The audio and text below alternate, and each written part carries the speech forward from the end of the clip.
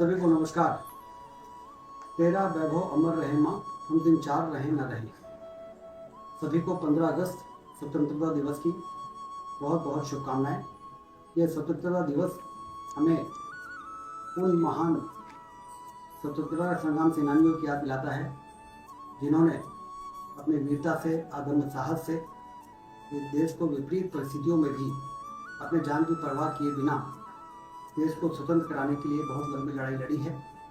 तब जाके हमारा देश स्वतंत्र हो सका है। आज का दिन उन सब अमर शहीदों, वीर स्वतंत्रता संग्राम सेनानियों के चरणों में नमन करने का दिन है। आज जब हमारा देश स्वतंत्र होकर आज़ादी के अमृत काल में प्रवेश कर रहा है, ऐसे समय में प्रधानमंत्री नरेंद्र मोदी जी के द्वारा स्वदेशी का जो मंत्र हमें बताया गया है, मेक इन इंडिया, स्वदेशी उत्पाद और वोकल फॉर लोकल, हमें इस दिशा पर अब तेजी के साथ, दृढ़ता के साथ आगे बढ़ने की आवश्यकता है। देश आर्थिक महाशक्ति बन रहा है। जो वर्षों पुराना सपना है वो पूरा हो रहा है। देश को फिर से एक समृद्धशाली भारत, शक्तिशाली भारत बनाने का जो संकल्प हमारे स्वतंत्रता संग्राम सेनानियों ने सपना देखा था और इसीलिए उन्होंने आज़ादी की लड़ाई लड़ी थी, आज उस सपने को पूरा करने की दिशा में प्रधानमंत्री नरेंद्र मोदी जी के नेतृत्व में देश बहुत मजबूती के साथ आगे बढ़ा है और अपने लक्ष्य के बहुत करीब पहुंच चुका है। जब अमृत काल में हम प्रवेश कर रहे हैं तो हमारे देश की अधोसंरचना, हमारे देश की पर कैपिटा इनकम, गरीबों के लिए आवास, गरीबों के लिए स्वास्थ्य की सुरक्षा, तमाम तरह की योजनाएं जिस प्रकार से धरती पर उतरी हैं, हमारा देश आर्थिक रूप से दुनिया में चौथे स्थान पर पहुंच चुका है। मजबूत अर्थव्यवस्था चौथे स्थान पर हमारी पहुंच चुकी है और हम नहीं कहते, सारी दुनिया ये मान रही है कि आने वाले 2-3 वर्षों में जर्मनी को भी पीछे करके हमारी अर्थव्यवस्था दुनिया में तीसरी सबसे बड़ी अर्थव्यवस्था होने वाली है।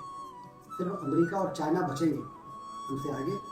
2047 में जब आज़ादी के 100 वर्ष पूरे होंगे तो भारत आर्थिक महाशक्ति बनेगा और दुनिया का नेतृत्व करेगा। ऐसा हम सब मोदी जी के कुशल नेतृत्व में जो आधारशिलाएं रखी गई, जो नींव स्थापित कर दी गई है, उसके आधार पर एक लंबी छलांग लगाने की दिशा में हम मजबूती के साथ आगे बढ़ रहे हैं।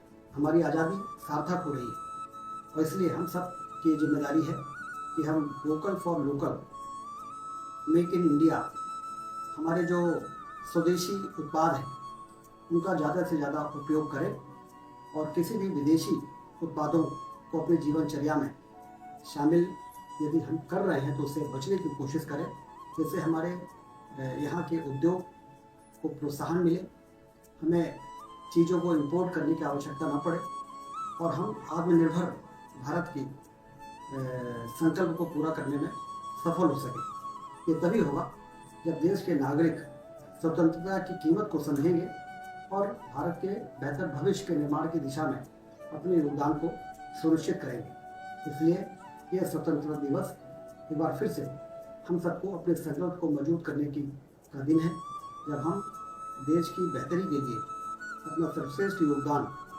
चाहे हम राजनीति के क्षेत्र में हो, चाहे हम चिकित्सा के क्षेत्र में हो, चाहे हम शिक्षा के क्षेत्र में हो या अन्य किसी क्षेत्र में हो, हम उन सारे रचनात्मक कार्यों के लिए, चाहे वो वृक्षारोपण को जन आंदोलन बनाने का मामला हो, चाहे ऊर्जा संरक्षण की बात हो, चाहे स्वास्थ्य के क्षेत्र में हम अपने योगदान को सुनिश्चित करने की दिशा में अपनी भूमिका का निर्धारण करने का सवाल हो, हर क्षेत्र में हम क्या बेहतर से बेहतर कर सकते हैं, बूंद बूंद करके ही घड़ा भरता है। जो हमारा संकल्प है वो भारत को दुनिया का नेतृत्व करने वाले देश के रूप में स्थापित करने का संकल्प है।